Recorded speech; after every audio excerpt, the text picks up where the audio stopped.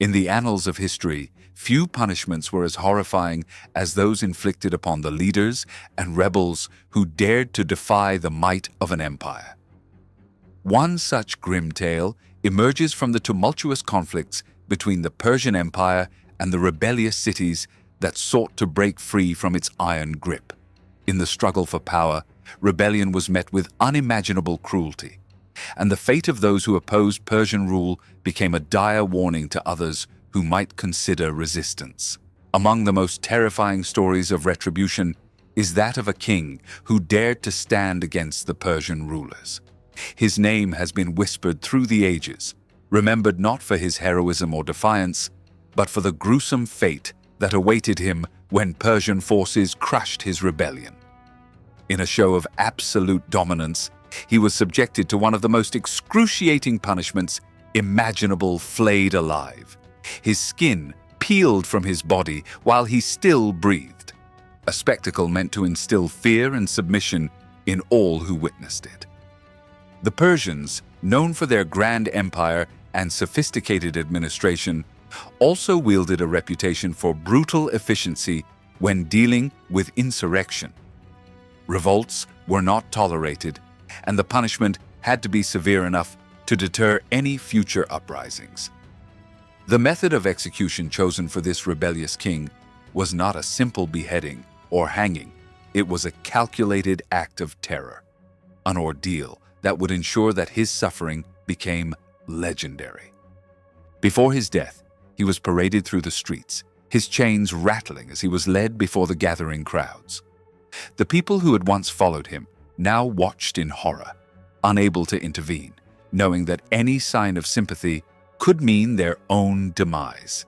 The executioners, skilled in their grim task, prepared their knives, their blades honed to perfection. They did not intend to grant him a swift death. No, their goal was to make an example of him, to prolong his agony, to turn his final moments into a spectacle of suffering. As the first cuts were made, the pain was indescribable. His flesh was sliced away inch by inch, each movement of the knife sending waves of agony through his body. He screamed, but his cries were drowned out by the sheer weight of the moment. The assembled crowd stood frozen, their eyes locked on the gruesome scene as the executioners worked with meticulous precision. His skin, once a mark of his identity and stature, was now being torn from his flesh, transformed into a gruesome relic of defiance. But the torment did not end with his death. The Persians, masters of psychological warfare, ensured that his punishment extended beyond the grave. His flayed skin was not discarded, nor was it buried with him. Instead, it was used as a warning, a grotesque symbol of what awaited those who dared to defy the empire. Some accounts suggest that his skin was stretched and nailed to a wall, displayed prominently for all to see. Others claim that it was tanned and turned into a grim trophy, preserved to remind others of the consequences of rebellion. The impact of this execution was profound. The city that had once harbored dreams of independence now trembled in silence. The people, broken by the sheer horror of what they had witnessed, surrendered completely to Persian rule.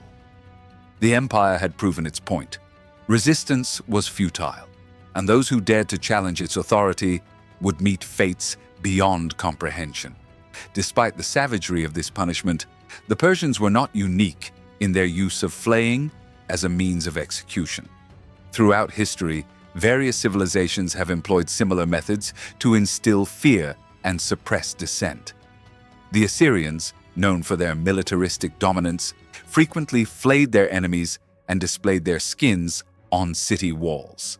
Even the Romans, famed for their discipline and governance, engaged in acts of brutal retribution when faced with insurrection. What makes this particular tale so chilling is not just the method of execution, but the psychological weight it carried. It was not merely about punishing an individual, it was about erasing defiance itself. The rebel king's fate became a legend, a whispered warning passed down through generations.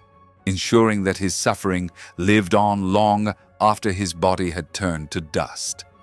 Centuries later, historians and scholars debate the exact details of this grim event. Was he truly flayed alive in such a manner, or has time exaggerated his suffering to heighten the horror of the tale? While specifics may be lost to history, one thing remains certain. His story endures as a haunting reminder of the brutal realities of ancient power struggles. In the grand chessboard of empires, rebellion often came at an unspeakable cost. The rebels who dreamed of freedom often found themselves facing the harshest of retributions. Their suffering turned into legends that outlived them. And among these legends, the tale of the Flayed king remains one of the most terrifying and eternal testament to the price of defying an empire that demanded absolute submission.